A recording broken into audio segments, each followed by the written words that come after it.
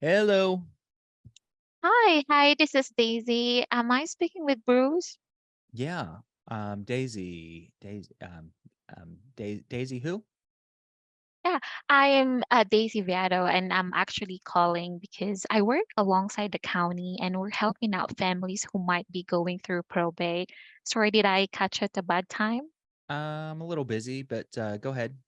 All right. Yeah, I am working with a probate specialist, and we are reaching out to families because we specializes on properties that's in the estate. Okay. I would like to confirm because it shows here that you are the personal representative of the estate of Miss Sandra Smith. Is that correct? Yeah, that's right. Mhm. Yeah, I am reaching out to ask regarding this property at 123 Main Street. Now, Okay. is the family, considering selling the property, or are you leaning towards keeping that? Oh, we don't know yet. Right now, my sister's living over there at the moment. She'll probably move at some point, but we might keep it in the family. We might sell it. I wish I could tell you. I don't know at this point. Oh, I understand. Well, I might be too early to ask about that. Now, if it would be helpful or beneficial for you, I know that you would still like to discuss this with your family or even with your sister, right? Right. So, um, if it makes sense to you, I can go ahead and have my partner call you and share to you what we can offer. And at least you can use this to discuss specific details maybe to your family and help you decide. Okay. Um, um, I'm not sure we're really ready for that at the moment. Um, I mean, I can let you know if we want an offer in the future, but not right now.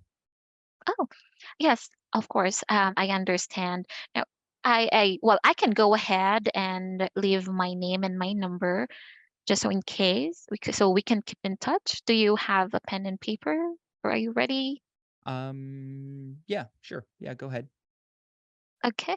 All right. So again, my name is Daisy, and this number that I'm calling is a good callback number. So that's 123-456-789.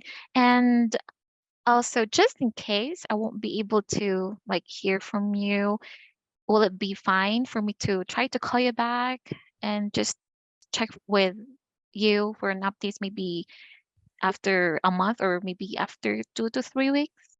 Um, yeah, I guess so. All right. Okay, that's perfect. I appreciate that. And again, my name is Dee, and I really appreciate your time and enjoy the rest of your day. Okay, you too. Thank Thank you. you. Okay, bye. Bye. All right, cool. Um, so one of the things I might do is suggest pulling in a few extra services into Oh. your approach. So I don't mind that you led with real estate. I don't mind it. Mhm. Um, I normally don't go real estate that early, but that's okay. It's okay. I think it fit really well. But once I was like, hey, yeah, we have no idea. Sisters living there, kind of gave you a little bit of an explanation, put you off. Go, hey, that's no problem. I hear that a lot. It sounds like you guys are still a few months away from even deciding that. And they go, yeah. So I've Mm. now kind of disarmed them, and I go, a few of the other things that we often do for people are help with coordinating estate sales, property cleanouts, attorney connections, just different things like that. We do a lot more than just real estate. Was there any assistance that you guys could use, or have you really kind of gotten everything under control? So Mhm. now you kind of go back into a USP. So you gave a USP, Mhm. you asked about the real estate. So good question. They turned it down. If they've turned it down, what you might want to do is go back into the same loop again that starts with a USP and then a question. And if they turn it down a second time, then just move forward the way that you did. Okay. Now, if you present everything, if you kind of talk about the whole concierge type of program up up front, then you don't need to go back into the loop again. But if you go just real estate and they turn it down, go back into the loop Mm, and see if there's anything else that they could use help with. If they mm, reject it again, do exactly what you did. So just think about it. If you're presenting a limited service and they turn it down, back to the loop, present something else. If they turn it down, move forward with your disarming. Maybe I'll leave my name and number with you. You could call me if anything changes. mm, Um, I wrote this down. You used, and I think it was more of an accident. I think it was just kind of a um, like an accidental language pattern. But you used share to you one time. Okay, mm, just share with you instead of share to you. That would be another English is a second language mhm, kind of thing that you fell into, almost kind of like seeking considering to sell. Share to you, considering to sell. Those things are kind of comparable to each other.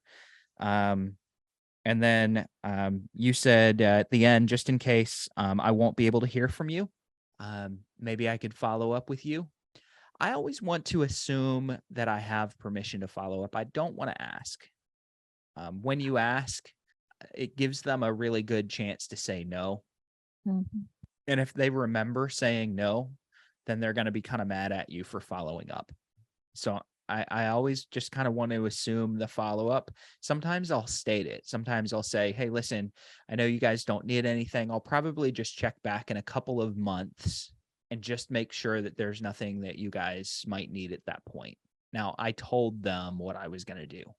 yeah, Now, just because I said a couple of months doesn't mean that I can't follow up in 3 weeks or 2 weeks. mhm, But I'll usually just kind of tell them what I'm going to do without it being a request because they mhm, really might say no. And once they've said no, I'm stuck. I can't.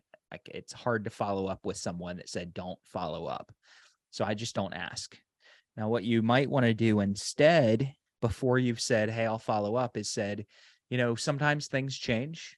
If something happens mm, to change for you in the future, why don't I just shoot you some information on what we do? And you can call us if there's anything that you need. Is that fair? I go, yeah. Why don't I do that through email? Is there a good email that I could send that to? And so in all the leads, sometimes there's an email there. That email is skip mhm, traced. It's not always good. So I mhm, always want to use an opportunity on a call to try to get another email from them. That way, if there's a bad email or no email in the system, I can add a better email there. And now our client can actually do something with it. Okay. Otherwise, really good. Like that would be someone that I would consider a lead, certainly not a hot lead, but I mhm, would consider that a lead to go to the client. They're not looking for an offer, they're not looking for an evaluation, anything like that. But that there's a house, the sister's living there, she's going to move out, and they're most likely at some point in the future gonna talk about selling. mm. They might not be ready yet, but we know that they're going to talk about it. So that's still a lead. Yeah, All right, thank you. good.